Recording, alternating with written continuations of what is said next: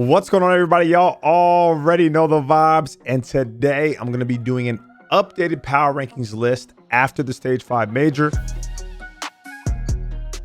Starting it off, guys, with first, I still think you have to have Atlanta FaZe. Yeah, I know they didn't do too hot in this last major, but you have to give respect where respect is due. They won 3 out of the 5 majors this year, and one of them they got second in. This was the first time that they hadn't been in the finals all year long. I know they didn't look good. I know they kind of got punched in the mouth. No one was expecting them to perform as poorly as they did, essentially, but it happens. And I think it could end up being a good thing, depending on how they go about it. But just their consistency all year long, I don't know how you could put any other team but them in this first spot. I also still think they're the favorites to win the whole damn thing. I truly do. It's simple as that. Their consistency, how good they've been. They're allowed one mulligan, I guess you could say. So I have them coming in at number 1. And then coming in at number 2, guys, I do have the Toronto Ultra. Same reasoning, realistically, as Atlanta FaZe. They won 1 major. They got 3rd in 2. And then they recently just got 2nd in the stage 5 major. And I know my voice, okay? Still lost it. It's shot. Let's just not worry about it. But the crazy thing is they do have a major win. They were up 4-0 in the stage 5 finals. I think people were coining it ultra reverse swept. Sorry, guys. Might be too soon. So ideally, they could have 2 major wins. And the 2 majors that they got 3rd in, they lost in game 5 in both of them. So for the same reasoning as FaZe, this team is consistently finding their way into that top 3. And they definitely have the potential to win. They've already done it. We know how good of a team this is. They have unbelievable talent. The only thing that I'm worried about, even though this doesn't go into the power rankings essentially, but I'm worried about how they take this loss to the Minnesota Rokkr, because it was all done and dusted. And then I blinked and I lost my Gucci bag and they lost the series. But I think no matter what, those 2 teams are unanimous top 2. And then moving on to number 3, guys, this is where it gets interesting. Could be a little bit of a hot take. If you guys disagree, I could understand it. But I have Minnesota Rokkr. I do. And here's the reason why. They don't have the consistency as FaZe or Toronto. That's understandable. Or even, I guess, they're not as consistent as Empire's been. But the one thing that they do have is they have won a major. And just to read off, these are the teams that they beat to win stage 5. They beat Atlanta FaZe 3-1 in the first round. They beat Empire 3-1 in the second. They 3-0 Toronto in the winners finals. Okay. They beat all of the top teams in winners bracket. And then they end up ultra reverse sweeping Toronto Ultra in the finals to win. And that's where it's just different. Empire, they almost won a major at stage 4, I believe. Yeah, it was stage 4, where they lost 5-4 the FaZe. It was very close. They could have won it. I know that they've had more success in these majors, but I've said this time and time again. It's a different ball game being able to be top 3, here and there in the finals and actually doing the damn thing. And Minnesota was able to do it, beat all the top teams, and they looked great doing it, besides being in the finals. But I do think a little bit of their slow start had to deal with the fact that they couldn't warm up. They were playing their coaches in the back while the Ultra got to play freaking Optic. It's not the same. It's not the same at all. I also think the players are really hitting stride right now at the right moment. I mean, Standy's been great, but I loved what I was seeing out of P-Dog. Attach played fantastic as always. One of the most, if not the most clutch player of all time, by the way.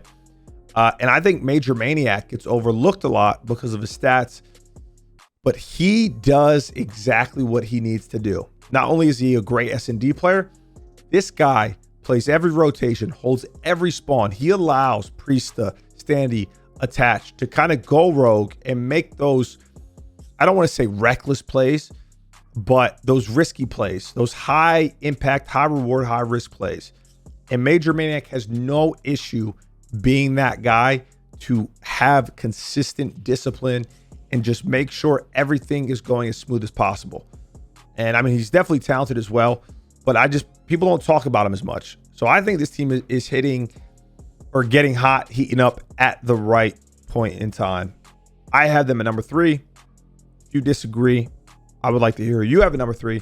But for me, those are clear-cut the top 3 teams in the game right now. And that brings me to my number 4 team. Coming in number 4, guys, I do have Chicago Optic or Optic Chicago. I'm sorry, Optic fans. I know it's stage 5. They had first in their group. They had that bye. They lost a close series to Toronto in winners round 2. Had a crazy series versus Seattle, who had previously beaten FaZe, beat them, beat Empire, and then they lost 3-1 to Toronto. Again, that is how they lost the tournament. Those series versus Toronto were very close. And I don't know. I was kind of thinking, do I put them at 4? Do I put Empire at 4? I think Empire is so hit or miss right now. I do.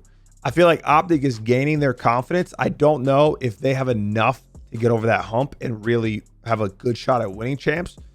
But I feel the same way for Empire right now. Like, sure, they could. Nobody thought Minnesota was going to win stage 5, and they did.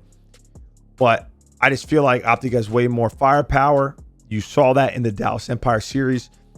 And as good as the players are on Empire, I just feel like Optic, they edge them out.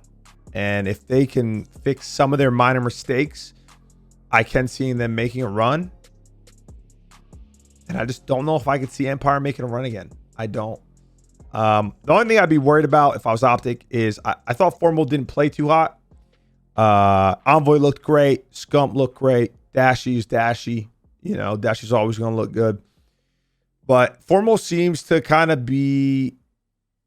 He's like in an awkward stage right now where he's not the Formal who's just dominating other top ARs consistently. It seems very inconsistent. I think you saw that in the Toronto series, the series that they got sent home in. Insight had his way with him. And he is going to be crucial.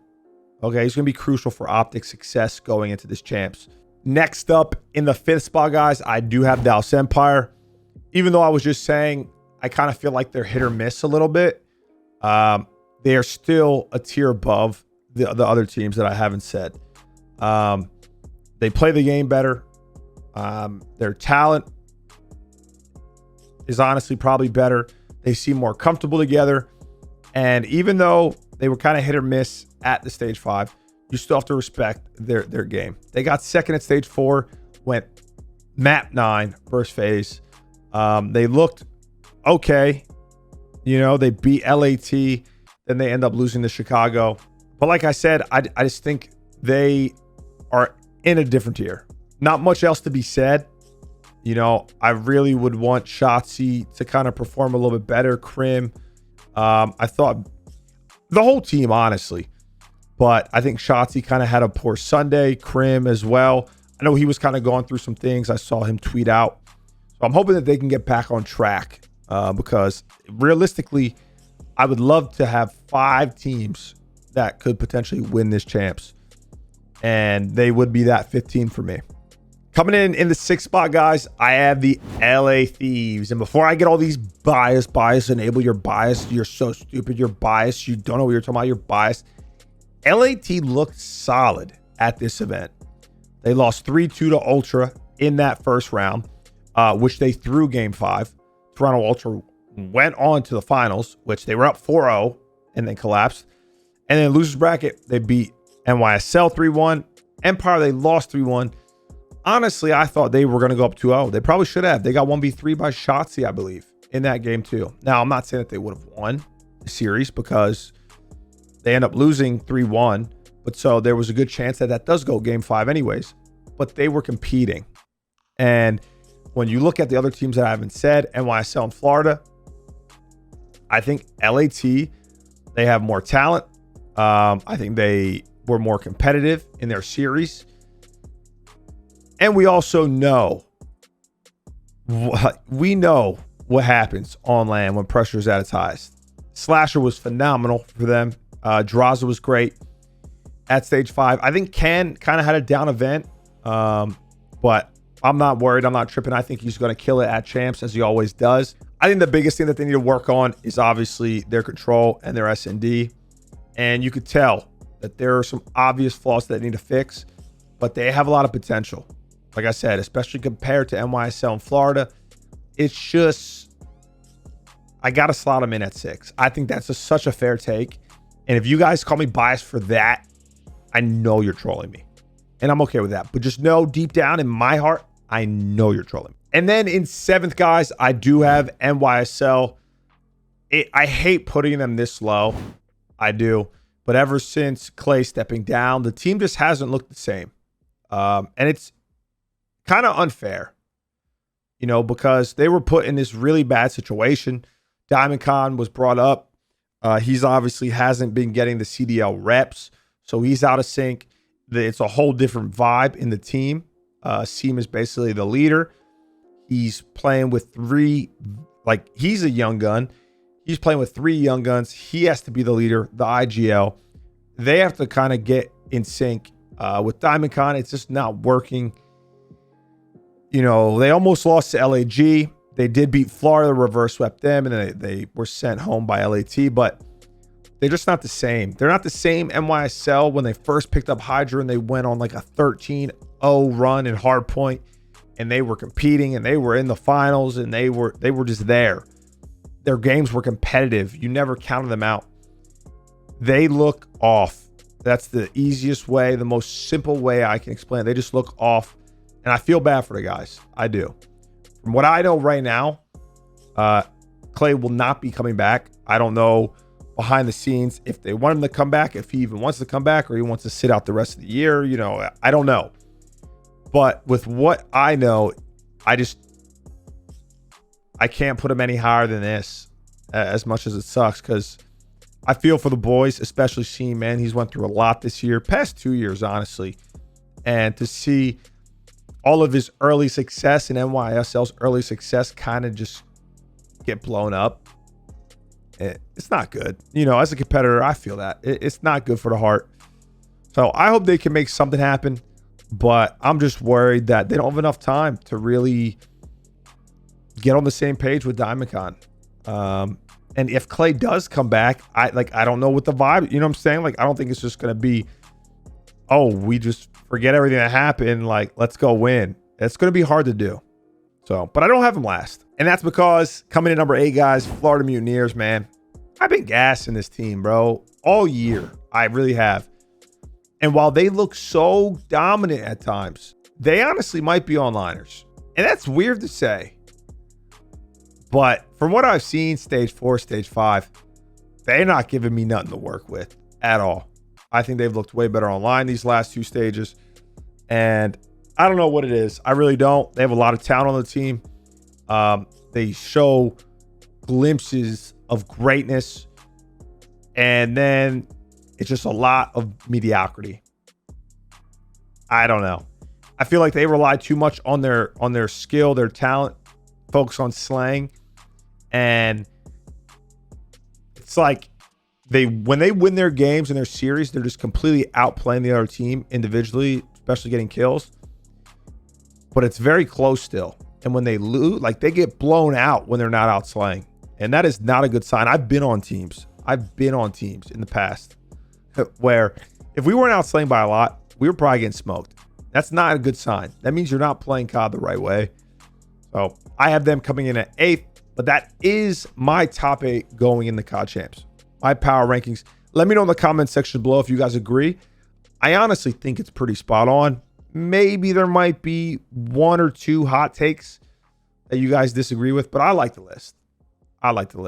You know. So let me know if you would switch anything around or if we have the exact same top 8. As always, guys, I appreciate the love. My voice is chalked. We are close to 30,000 subs. So hit that motherfucking sub button, please. I don't know why I just begged. It's late. It's 4:20 in the morning. And wow, 4:26 before you guys try to meme that. and I'm tired. So I love y'all. Deuces.